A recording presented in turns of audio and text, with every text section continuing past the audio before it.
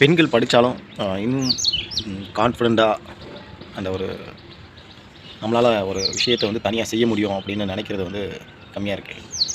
அல்லது அப்படி நினைக்கிறது இல்லை அப்படின்னு நான் பார்க்குறேன்.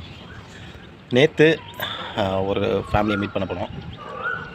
அவங்க வந்து அப்பாவும் இறந்துட்டாங்க, அம்மாவும் சமீபத்தில் இறந்துட்டாங்க. 3 பொண்ணுங்க. மூத்த பொண்ணுங்க கல்யாணம் பண்ணி கொடுத்தாச்சு. அவங்கள பற்றி நான் சொல்கிறேன். அவங்களுக்கு கல்யாணம் பண்ணிட்டாங்க. 2வது பொண்ணு லவ் மேரேஜ் பண்ணிக்கிட்டாங்க. இப்போ 3வது பொண்ணு கல்யாணம் பண்ணணும் அப்படின்ற ஒரு இதில் இருக்காங்க. அவங்க என்ன மாதிரி அவங்க யோசிக்கிறாங்க, என்ன நடந்திருக்கு அப்படின்னா, அவங்க லைஃப்பில் வந்து அவங்க ஹஸ்பண்டு மூத்த பொண்ணு, அவங்க பேர் வேண்டாம், மதுரைக்கு பக்கத்தில் தான் இருக்குது ஒரு ஊர். அவங்க ஹஸ்பண்டு வந்து அவங்க மாமியார், அவங்க ஹஸ்பண்டும் சேர்ந்து கொடுமைப்படுத்தினா என்ன, பணம் கேட்குறது, நகை கேட்குறது, சம்பாரிச்சிட்டு வர்றது எல்லாத்தையும் வாங்கிக்கிறது, அந்த மாதிரி இருந்திருக்காங்க. இவங்களால் அதுக்கு மேலே வாழ முடியலை. அவங்களால வந்து ஒரு 1.5 இயர் தான் இருந்திருக்காங்க லைஃப்பில். அவங்க கூட பையன் பிறந்தவொடனே வந்துட்டாங்க. இவங்க வீட்டுக்கு வந்துட்டாங்க. அவங்க அம்மாவுக்கு உடம்பு முடியல, அவங்கள பார்த்துட்டு இருந்திருக்காங்க. இப்போ அவங்க அம்மாவும் தவறிட்டாங்க. இப்போ அவங்க கடைசி சிஸ்டர் இவங்களை பார்த்துக்கிறாங்க. இவங்க வந்து இன்ஜினியரிங் முடிச்சிருக்காங்க, எலக்ட்ரிக்கல். இவங்களுக்கு உங்களால் ஏதாவது ஹெல்ப் பண்ண முடியும் அப்படின்னா நீங்கள் ஹெல்ப் பண்ணலாம். கேளுங்க. அவங்க வந்து எலக்ட்ரிக்கல் முடிச்சிருக்காங்க. இப்போ போய் அந்த பையனையும் பார்த்துக்கிட்டு இவங்களால் வெளியும் வேலை பார்க்க முடியல. இந்த 2வது பொண்ணு வந்து அவங்க ஹஸ்பண்ட் வீட்டிலேருந்து இவங்க வீட்டுக்கு வந்துட்டாங்க. ஏன் இவங்க வீட்டில் இருக்கா, அப்போ நானும் வந்து இருப்பேன். இந்த மாதிரி மக்கள் இருக்காங்க. இவங்கெல்லாம் நசை, என்ன சொன்னால் ஒரு நச்சு மனிதர்கள். இந்த மாதிரி மனிதர்கள் எல்லாமே நச்சு மனிதர்கள். இன்னொரு நபரை வந்து கொடுமைப்படுத்துறதுலேருந்து ஏதாவது ஒரு விஷயத்தை வந்து டார்ச்சர் கொடுத்துக்கிட்டே இருப்பாங்க.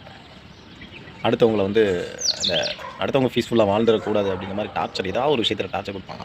அந்த டார்ச்சர் பண்ணுறோம் அப்படின்றது அவங்களுக்கே தெரியாது. அதுவும் இல்லாமல் அவங்க அந்த கேரக்டராக தான் இருப்பாங்க. இப்போ இந்த மாதிரி டார்ச்சர் பண்ணி இவங்க வீட்டில் சும்மா தானே இருக்கா, நீ தானே சம்பாரிச்சு கொடுக்குற அப்படின்னு சொல்லி இப்போ நேற்று பார்த்துட்டு வந்தோடனே அவங்க அவ்வளோ ஃபீல் பண்ணாங்க, அவ்வளோ அழுகிறாங்க. எனக்கு என்ன பண்ணுறதுனே தெரியல அப்படின்னு சொல்லி. இப்போ அவங்களுக்கு ஏதாவது ஒரு வேலைக்கு போனாலும் அந்த பையனை 4 மணிக்கு வந்து கூப்பிடணும். 5-6 வயசு ஆகுது. இப்போ இந்த மாதிரியான ஒரு சிச்சுவேஷனில் இருக்காங்க. இப்போ என்ன பண்ணுறதுனே அவங்களுக்கு தெரியல. நாங்கள் சொல்லிட்டு வந்தது வந்து ஏதாவது வந்து சேல்ஸ் பண்ணலாம், அல்லது இந்த ஏதாவது ஸ்டிச்சிங் இது பண்ணலாம் அப்படின்னு சொல்லி. அவங்க வந்து இன்ஜினியரிங் எலக்ட்ரிக்கல் படிச்சிருக்காங்க.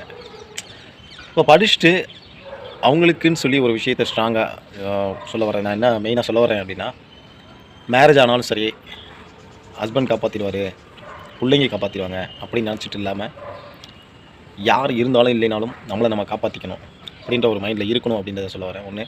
2வது வந்து இந்த மாதிரியான சுச்சுவேஷனில் வந்து அவங்களால ஏதாவது ஒரு ஹோமில் இருந்துக்கிட்டு குழந்தைங்களை பார்த்துக்கிட்டு ஏதாவது ஒரு வேலை பார்த்தாங்கன்னா நல்லாயிருக்கும். உங்களுக்கு தெரிஞ்சு யாராவது இருக்காங்க அப்படின்னா இந்த கான்டாக்ட் நம்பரில் கான்டாக்ட் பண்ணுங்கள். அவங்களுக்கு ஏதாவது ஒரு சப்போர்ட் பண்ண முடியும்னா சப்போர்ட் பண்ணலாம். ஏதாவது ஒரு வந்து ஓல்டேஜ் ஹோமாக இருக்கலாம், அல்லது பேபி கேராக இருக்கலாம். ஏதாவது ஒரு இதில் இருந்துக்கிட்டு அவங்களுக்கு வந்து ஒரு வேலைக்கு போனாங்கன்னா அந்த குழந்தையும் பார்த்துக்கிட்ட மாதிரி இருக்கும், அவங்க ஒர்க் பண்ண மாதிரியும் இருக்கும் அப்படின்னு நான் பார்க்குறேன். அல்லது வேறு எந்த மாதிரியாது என்ன சொன்னால், ராங்காக எந்த ஒரு விஷயத்துக்குள்ளே வந்துடாதீங்க. அப்படி யோசிக்கிறவங்க வந்துட வேண்டாம். அவங்களுக்கு நல்லது செய்கிறதா இருந்தால் மட்டும் வாட்ஸ்அப் பண்ணுங்கள். ஸோ அந்த மாதிரியான ஒரு சிச்சுவேஷனில் இன்றைக்கி பெண்கள் நிறையா பேர் படிச்சுட்டு என்ன பண்ணுறதுனே தெரில அப்படின்ற ஒரு சிச்சுவேஷனில் இருக்காங்க. நச்சு மனிதர்களோட இருக்கிற ஒரு சூழ்நிலை இருக்குது. அவங்க அந்த நச்சு மனிதர்களை வந்து அவாய்ட் பண்ணிவிட்டு, அதான் சொன்னால் இவங்க அமைதியான ஒரு நபராக இருப்பாங்க. அப்போ அந்த நச்சு மனிதர்கள் அவங்கள போட்டு மேலும் அவங்கள வந்து ப்ரெஷர் பண்ணிக்கிட்டே இருப்பாங்க, மன உளைச்சல் கொடுத்துட்டே இருப்பாங்க. அதுவே வந்து அவங்களுக்கு ஒரு பெரிய ஒரு வலியாக இருக்கும். அந்த மாதிரி மனிதர்கள்ட்டலாம் வெளியே வந்துடும், தெரிஞ்சிடும் நமக்கு. இன்றைக்கி ஏன் டைவர்ஸ் நிறையா ஆகுது, அல்லது வந்து ஏன் அந்த மாதிரி இருக்குது அப்படின்னா, மேபி இந்த மாதிரியான மக்களோட வாழ முடியலைன்றதுனால இந்த மாதிரி இருக்கலாமோ அப்படின்னு எனக்கு தோணும். இப்படிப்பட்ட பீப்புள் இருக்காங்க. அவங்க ரொம்ப ஸ்ட்ரகிளில் இருக்காங்க. ஏதாவது ஒரு விஷயம் நம்ம மூலிமா சப்போர்ட் பண்ணோம் அப்படின்னா கொஞ்சம் நல்லாயிருக்கும் அப்படின்னு நான் பார்க்குறேன். யாராவது ஒருத்தவங்க உங்களுக்கு தெரிஞ்சவங்க யாராவது இருந்தாங்கன்னா இன்ஃபர்மேஷன் கொடுக்கலாம்.